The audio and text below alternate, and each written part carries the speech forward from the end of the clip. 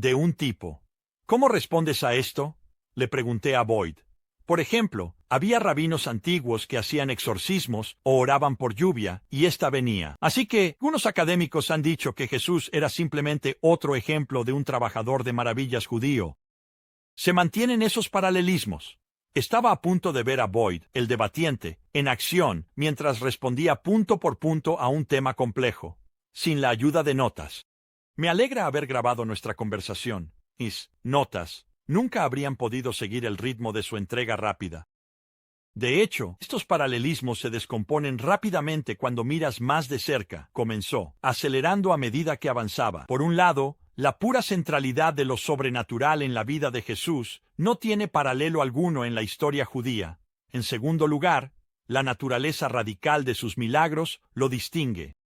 No solo llovió cuando él oró por ello, estamos hablando de ceguera, sordera, lepra y escoliosis siendo sanadas, tormentas siendo detenidas, panes y peces siendo multiplicados, hijos e hijas resucitando de entre los muertos. Esto va más allá de cualquier paralelo. En tercer lugar, la mayor distinción de Jesús es cómo realizó milagros por su propia autoridad. Él es quien dice: si yo, por el dedo de Dios, echo fuera demonios, entonces el reino de Dios está entre ustedes. Se está refiriendo a sí mismo. Dice: he sido ungido para liberar a los cautivos.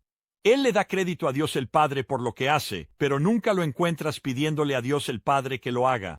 Él lo hace en el poder de Dios el Padre. Y por eso, simplemente no hay paralelo. Esto va de la mano con la forma diferente en que Jesús hablaba de sí mismo. Toda autoridad me ha sido dada. Hónrenme así como honran al Padre. El cielo y la tierra pasarán, pero mi palabra no pasará. No encuentras a rabinos hablando así en ninguna parte. Habiendo estado en el lado receptor de esa rápida serie de argumentos, dije con una risa: ¿entonces, cuál es tu punto? Boyd se rió. Cualquier paralelo con rabinos que hacen maravillas, dijo, va a estar muy estirado. No iba a dejar que las habilidades de debate de Boyd me intimidaran. Decidí plantear un tema más difícil. Los aparentemente más fuertes paralelos entre Jesús y una figura histórica llamada Apolonio de Tiana. Conoces la evidencia tan bien como yo, le dije a Boyd. Aquí hay alguien del primer siglo que se decía que había sanado a personas y había ejercido demonios, que pudo haber resucitado a una joven de entre los muertos, y que apareció a algunos de sus seguidores después de morir. La gente señala eso y dice, ajá, si vas a admitir que la historia de Apolonio es legendaria, ¿por qué no decir lo mismo sobre la historia de Jesús? Boyd estaba asintiendo para indicar que me seguía. Admito que al principio esto suena impresionante, dijo. Cuando escuché por primera vez sobre Apolonio como estudiante universitario, realmente me sorprendió. Pero si haces el trabajo histórico con calma y objetivamente, descubres que los supuestos paralelos simplemente no se sostienen. Necesitaba especificaciones, no generalidades. Adelante, dije, haz tu mejor esfuerzo para refutarlo. Está bien. Primero, su biógrafo, Filóstrato, estaba escribiendo 1 siglo y medio después de que Apolonio viviera, mientras que los evangelios fueron escritos dentro de una generación después de Jesús. Cuanto más cerca esté la proximidad al evento, menos posibilidades hay de desarrollo legendario, de error, o de que los recuerdos se confundan. Otra cosa es que tenemos los 4 evangelios, corroborados con Pablo, que pueden ser verificados, en cierta medida con autores no bíblicos como Jesús y otros. Con Apolonio, estamos tratando con una sola fuente. Además, los evangelios superan las pruebas estándar utilizadas para evaluar la fiabilidad histórica, pero no podemos decir lo mismo sobre las historias de Apolonio. Además, Filóstrato fue comisionado por una emperatriz para escribir una biografía con el fin de dedicar un templo a Apolonio. Ella era seguidora de Apolonio, por lo que Filóstrato habría tenido un motivo financiero para embellecer la historia y darle a la emperatriz lo que quería. Por otro lado, los escritores del Evangelio no tenían nada que ganar y mucho que perder al escribir la historia de Jesús, y no tenían motivos ocultos, como el beneficio financiero.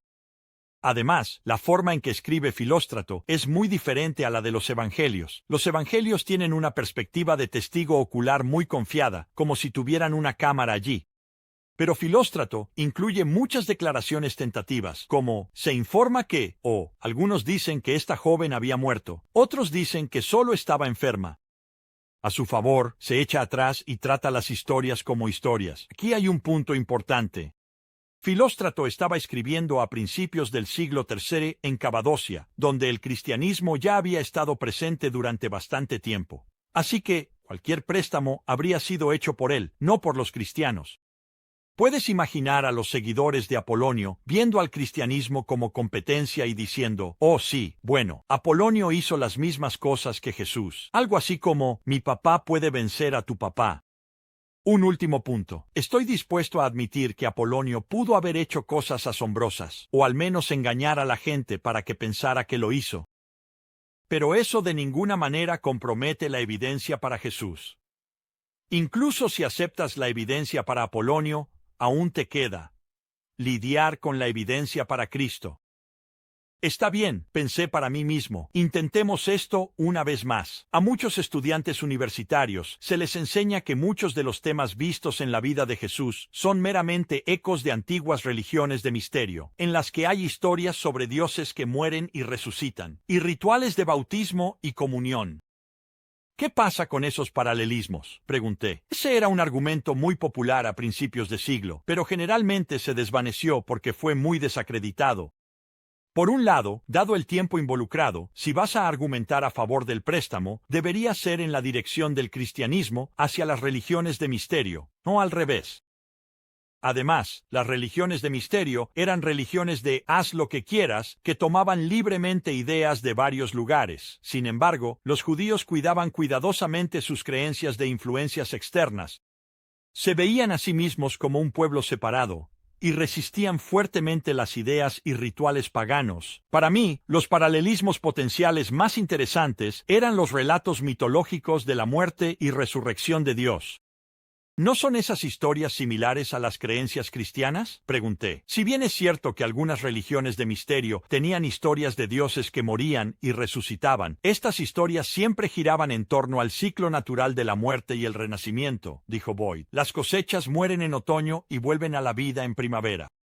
Las personas expresan asombro por este fenómeno continuo a través de historias mitológicas sobre dioses que mueren y resucitan. Estas historias siempre se presentaban en una forma legendaria, presentaban eventos que sucedieron hace mucho tiempo. Contrástalo con la representación de Jesucristo en los Evangelios. Hablan de alguien que realmente vivió varias décadas antes y mencionan nombres.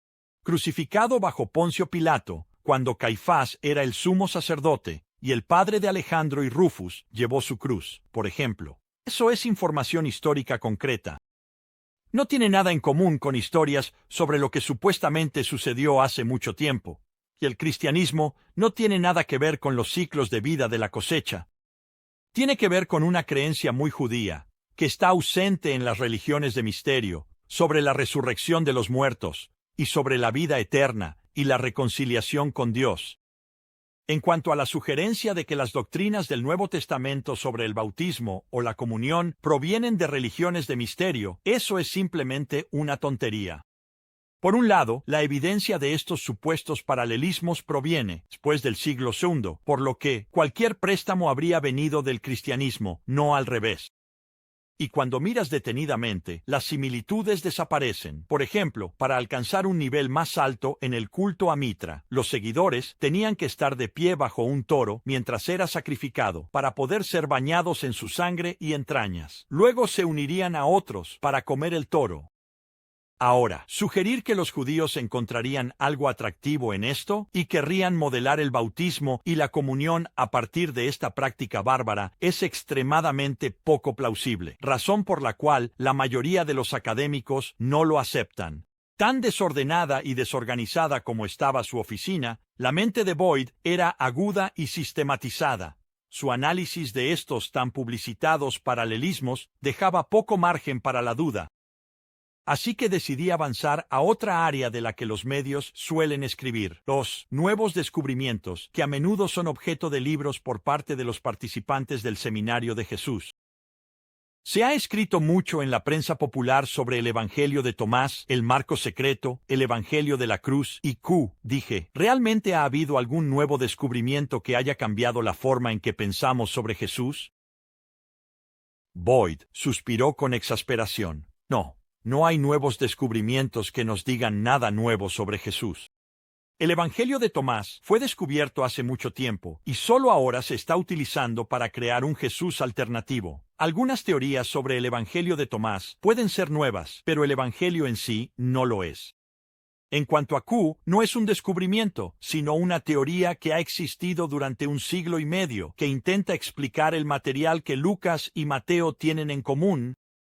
Lo nuevo es la forma altamente cuestionable en que los académicos de izquierda están utilizando sus presuposiciones para dividir este hipotético en varias capas de desarrollo legendario para respaldar sus teorías preconcebidas. Sabía que Johnson Dominic Crossan, quizás el académico más influyente en el Seminario de Jesús, ha hecho algunas afirmaciones contundentes sobre un evangelio llamado Marcos secreto. De hecho, él afirma que Marcos secreto puede ser en realidad una versión sin censura del Evangelio de Marcos, que contiene asuntos confidenciales para iniciados espirituales. Algunos lo han utilizado para afirmar que Jesús era en realidad un mago, o que un número de primeros cristianos practicaban la homosexualidad. Este escenario conspiratorio ha capturado la imaginación de los medios. ¿Qué pruebas hay para esto?, le pregunté a Boyd. Su respuesta llegó rápidamente. Ninguna, dijo. Aunque aparentemente no vio la necesidad de elaborar, le pedí que explicara lo que quería decir. Verás, no tenemos un Marcos secreto. Lo que tenemos es un académico que encontró una cita de Clemente de Alejandría, de finales del siglo II, que supuestamente proviene de este evangelio. Y ahora, misteriosamente, incluso eso ha desaparecido. No lo tenemos. No tenemos una cita de él. Y aunque tuviéramos una cita de él, no tenemos ninguna razón para pensar que nos ha dado información válida sobre el Jesús histórico o lo que los primeros cristianos pensaban de él. Además de eso, ya sabemos que Clemente tenía un historial de ser muy crédulo al aceptar escritos espurios, así que el Marcos secreto es una obra inexistente citada por un texto ahora inexistente de un escritor de finales del siglo II que es conocido por ser ingenuo sobre estas cosas. La gran mayoría de los académicos no le dan ninguna credibilidad. Desafortunadamente, aquellos que sí lo hacen reciben mucha atención porque los medios aman lo sensacional. Crossan también da credibilidad a lo que él llama el Evangelio de la cruz. ¿Eso tiene mejor suerte?, pregunté. No, la mayoría de los académicos no le dan credibilidad porque incluye material tan extraordinariamente legendario. Por ejemplo, Jesús sale de su tumba y es enorme. Sube más allá del cielo y la cruz sale de la tumba y realmente habla. Obviamente, los evangelios mucho más sobrios son más confiables que cualquier cosa encontrada en este relato. Se ajusta mejor a los escritos apócrifos posteriores. De hecho, depende del material bíblico, por lo que debería datarse más tarde. A diferencia de la abrumadora mayoría de los expertos bíblicos, el Seminario de Jesús ha otorgado un estatus extremadamente alto al Evangelio de Tomás, elevándolo a un lugar junto a los 4 evangelios tradicionales. En el capítulo 3, el Dr. Bruce Metzger criticó fuertemente esa posición como injustificada. Le pregunté a Boyd su opinión. ¿Por qué no se debería dar a Tomás ese tipo de honor? Todos conceden que este evangelio ha sido significativamente influenciado por el gnosticismo, que fue un movimiento religioso en los siglos II, III y IV, que supuestamente tenía conocimientos, saberes o revelaciones secretas que permitirían a las personas conocer la clave del universo. La salvación era por lo que sabías, gnosis en griego, porque conocer, dijo. Así que muchos académicos datan el Evangelio de Tomás a mediados del siglo II, en el que encaja bien en el ambiente cultural. Déjame darte un ejemplo. Se cita a Jesús diciendo, «Toda mujer que se haga hombre entrará en el reino de los cielos». Eso contradice la actitud que sabemos que Jesús tenía hacia las mujeres, pero encaja bien con la mentalidad gnóstica. Sin embargo, el Seminario de Jesús se ha aferrado, arbitrariamente, a ciertos pasajes del Evangelio de Tomás, y ha argumentado que estos pasajes representan una corriente temprana de tradición sobre Jesús, incluso anterior a los Evangelios canónicos. Debido a que ninguno de estos pasajes incluye a Jesús haciendo afirmaciones exaltadas sobre sí mismo o realizando hazañas sobrenaturales, argumentan que la visión más temprana de Jesús era que él era solo un gran maestro. Pero toda la línea de razonamiento es circular. La única razón para pensar que estos pasajes en Tomás son tempranos en primer lugar es porque contienen una visión de Jesús que estos académicos ya creían que era el Jesús original. En verdad, hay una buena razón para preferir el Evangelio de Tomás del siglo II sobre los Evangelios del siglo I del Nuevo Testamento. El Jesús de la historia y el Jesús del Padre. El Seminario de Jesús cree que hay un gran abismo entre los dos. En su opinión, el Jesús histórico era un hombre brillante, ingenioso y contracultural que nunca afirmó ser el Hijo de Dios, mientras que el Jesús de la fe es un conjunto de ideas reconfortantes que ayudan a las personas a vivir correctamente, pero que en última instancia se basan en pensamientos ilusorios. No solo hay un abismo entre el Jesús de la historia y el Jesús de la fe, dijo Boyd mientras mencionaba este tema. Si desacreditas todo lo que dice que Jesús es divino y reconcilia a las personas con Dios, hay una contradicción absoluta entre los dos. En términos generales, definen al Jesús de la fe de esta manera. Hay símbolos religiosos que son bastante significativos para las personas. El símbolo de Jesús siendo divino, de la cruz, del amor sacrificial, de la resurrección. A pesar de que las personas no creen realmente que esas cosas hayan sucedido, sin embargo, pueden inspirar a las personas a vivir una buena vida, a superar la angustia existencial, a realizar nuevas potencialidades, a resucitar la esperanza en medio de la desesperación. Bla, bla, bla. Se encogió de hombros. Lo siento, dijo. He escuchado estas cosas tantas veces que me salen por las orejas. Así que estos liberales dicen que la investigación histórica no puede descubrir al Jesús de la fe porque el Jesús de la fe no está arraigado en la historia. Él es meramente un símbolo, continuó Boyd. Pero escucha. Jesús no es un símbolo de nada, a menos que esté arraigado en la historia. El credo niceno no dice, deseamos que estas cosas sean ciertas. Dice, Jesús Cristo fue crucificado bajo Poncio Pilato, y al tercer día resucitó de entre los muertos, y continúa desde allí. La verdad teológica se basa en la verdad histórica.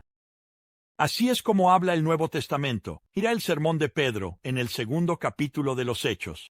Él se levanta y dice, ustedes son testigos de estas cosas. No se hicieron en secreto. La tumba de David todavía está con nosotros. Pero Dios ha resucitado a Jesús de entre los muertos. Por lo tanto, lo proclamamos como el Hijo de Dios. Quita los milagros, y quitas la resurrección, y entonces no tienes nada que proclamar. Pablo dijo que si Jesús no fue resucitado de entre los muertos, nuestra fe es inútil, está vacía. Boyd, detente un momento. Su voz bajó un tono, de modo de predicación, a una expresión más intensa de convicción personal. No quiero basar mi vida en un símbolo, dijo resueltamente. Quiero la realidad. Y la fe cristiana siempre ha estado arraigada en la realidad. Lo que no está arraigado en la realidad es la fe de los académicos liberales. Ellos son los que siguen un sueño irrealizable. Pero el cristianismo, no, es un sueño irrealizable. Hemos pasado mucho tiempo hablando sobre el Jesús del Seminario de Jesús, un Jesús simbólico, pero uno que es impotente para ofrecer al mundo algo, excepto la ilusión de esperanza.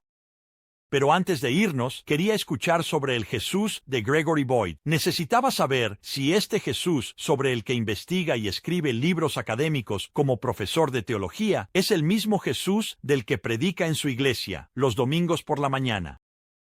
Déjame aclarar esto, dije. Tu Jesús, el Jesús con el que te identificas, es tanto un Jesús de la historia como un Jesús de la fe. Boyd cerró su puño para enfatizar, como si acabara de anotar un touchdown. Sí, eso es exactamente. Lee, exclamó, moviéndose al borde de su silla. Explicó con precisión en qué lo han llevado a creer su erudición y su corazón. Es así, si amas a una persona, tu amor va más allá de los hechos de esa persona, pero está arraigado en los hechos sobre esa persona. Por ejemplo, amas a tu esposa porque es hermosa, es agradable, es dulce, es amable. Todas esas cosas son hechos sobre tu esposa, y por lo tanto, la amas. Pero tu amor va más allá de eso. Puedes conocer todas estas cosas sobre tu esposa y no estar enamorado de ella ni confiar en ella, pero tú sí lo haces. Así que la decisión va más allá de la evidencia, pero también está basada en la evidencia. Así es al enamorarse de Jesús. Tener una relación con Jesucristo va más allá de solo conocer los hechos históricos sobre Él, pero está arraigada en los hechos históricos sobre Él. Creo en Jesús sobre la base de la evidencia histórica, pero mi relación con Jesús va mucho más allá de la evidencia.